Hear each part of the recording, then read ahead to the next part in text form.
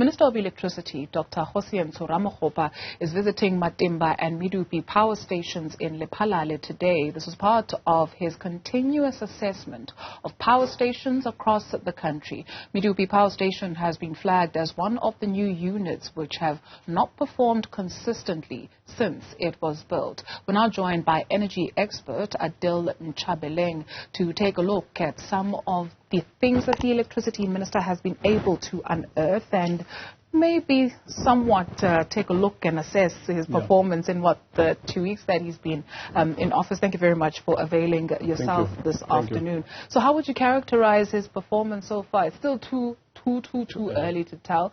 Some reprieve though? Look, he's a star performer. For the first 2 weeks, he's already made a turnaround. He's reduced the level of load shedding in stages. He's been able to guarantee some kind of a consistent power supply. So the Minister of Electricity has outperformed almost most of the CEOs in the last 3 years, given the fact that he's now inherited a burden of a major catastrophic problem in Eskom. 6,000 megawatts currently that has been experienced, and he's been able to reduce that and recover some of the plants. In the last, I think, 2 weeks, he's been doing his visits of the power stations. This is what we've been calling on for all these years, to say that the problem does not sit outside Eskom in terms of load shedding. It sits within Eskom at the power station and operations level. So he has been able to go to the ground and understand the fundamental problems, and not only that, engage with the union, the workers, as well as the executive management of power stations. Remember, every power station is run by a power station manager with his whole team, and then his unions that are supporting him, and on top of it, on the aspects of their needs at power station level. So he's been really, in terms of comparison to anybody at a ministerial level, I think he's outperforming most ministers. What is he doing that we have not seen before? You speak of now an availability of energy, which is something that he said, that the energy availability factor is going up, right? And we are seeing it. So what is it that we have been missing and that was not done before that he's now doing? He's just gone in and saying, guys, your power stations are not working. What is the problems? And what do you need in terms of resources for us to help you to bring them up to stage? He was really clear as well as confrontational when he went, for instance, to Tutuga. Yeah. And he told them very clearly, he says, this is the least most performing power station at 15%, which is almost non-performing. It could be shut down in any way, And he went and he checked out the Kusile one, where Kusile, it's got a structural technical problems, and due to the fact that some of its 5 units went down in December, and he said to them that we need to bring back this particular units back into operation and recover. Out of those power stations, combination of the units that are lost in there, you can recover up to 5,000 megawatts in a given period of time. So he has been focused on ensuring that he communicates with the teams, the power station managers, the labor unions, as well as the workers on the ground, to say that we need this particular generation plants working. He's focusing on about 13 power stations right now that he's been now doing a visit on, and to recover the energy availability loss that has been sitting in. Eskom has been sitting at below 50 energy availability factor, which means it has not been able to meet its demand of electricity. As a result, they have to load shed us and do power cuts in order to reduce the demand in the country. And that is why he's actually now hit the ground running and saying power stations must be working rather than being shut down.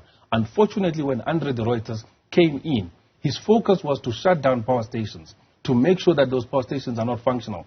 If you have a CEO and you have a minister now coming in, and the minister reporting to you that currently this list of power stations, one is performing at 15%, one is performing at 19%, one is performing at 25%, which means we had a CEO who was lackluster at Andre de Reuters, who never focused on fixing power stations. And unfortunately, he was running after rudimentary things that didn't make sense to the power generation environment. He focused on issues that were pertinent corruption, issues that were relating to do with how to actually, bring in the investigative unit to arrest a couple of people who were arrested, who were former Eskom CEOs as well as executives at Eskom. But in terms of providing electricity and generating electricity, which is the work of Eskom, unfortunately, the previous CEO didn't do a good job.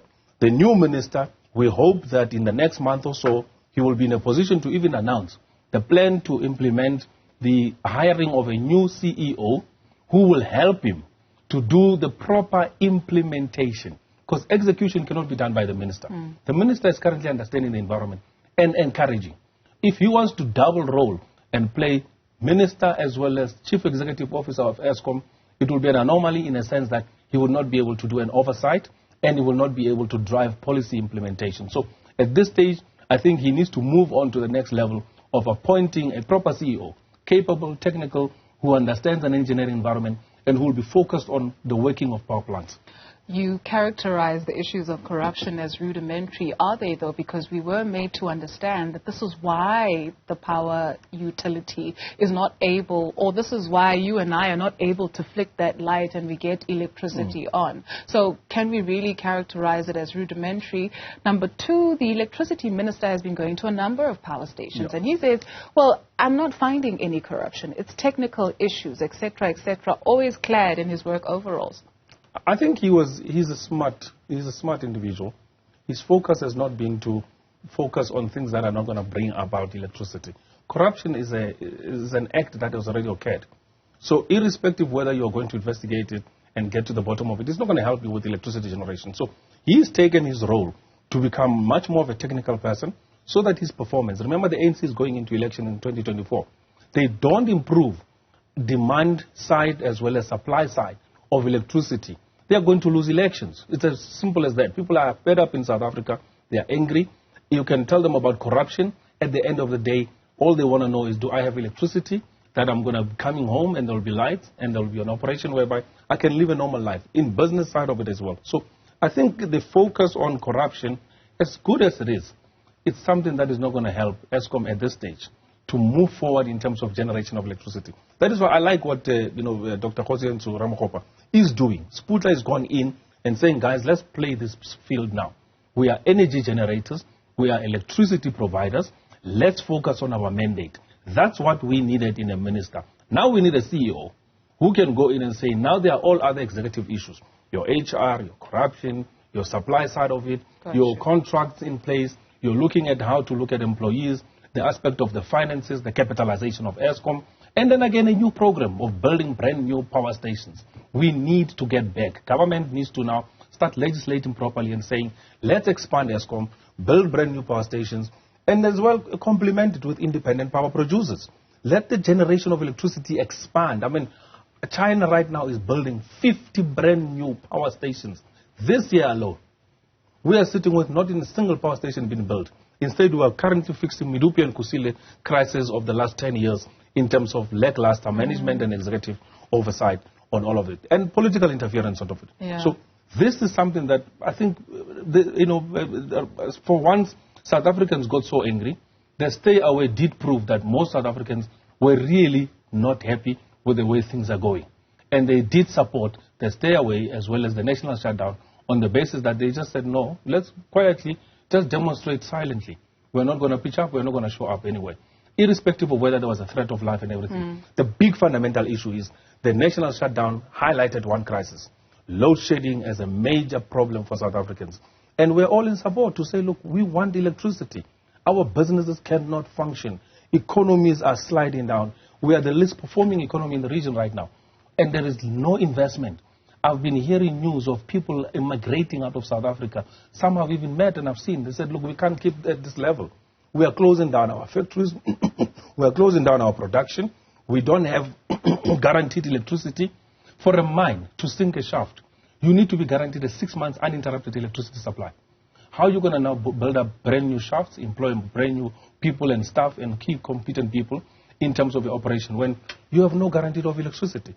So if the minister can guarantee us electricity, he will continue to be a performing star. And so far, I'm pleased with his performance. You speak of people wanting to emigrate. A very good friend of mine is considering coming back home, but she's very tense when she thinks, I've got interviews, right? And I don't know if there'll be electricity because she lives in a different continent. But when we take a look at the upcoming months, winter does not look good, obviously, because as we are made to understand, I think even a 5-year-old can repeat it, that there'll be an increase in demand. Yeah. Look, winter is going to be a challenge because there's going to be a spike on demand, one for heating, the other part of it is for lighting. Winter is normally a dark period, and as a result, the cold part of it, as well as the increase in consumption generally at the population level. So we are going to have a huge increase. And with that increase, if they don't recover the current unavailability of electricity, which is your 6,000 megawatts and an additional, they're going to have to now to go into the peakers, as well as they're going to go into emergency generation, which is diesel-based as well. So I think the plans are in order. There is some recoveries. Quebec might come in, hopefully. If it doesn't come in, Quebec is sitting with 1,000 megawatts of electricity that is out right now. If it comes in stage 1 already, so resolved. If other plants are actually made to come into stream, there are 13 other power stations are recovering their units, then you would have a situation where we might sail between load stage 2 and 3 during winter at the peak level. That is what is going to happen. But below that, I think the current recovery program has been incredible. We're no longer looking at beyond stage 6 and to stage 8, and when they were predicting that we might even hit stage 16 at some point. There has been now a recovery. And I think it was because of the change of guard. The only time we need to celebrate that number is when someone turns sweet 16, not because we don't have electricity. Adil Nchabeleng is an energy expert. Thank you very much for your time this afternoon.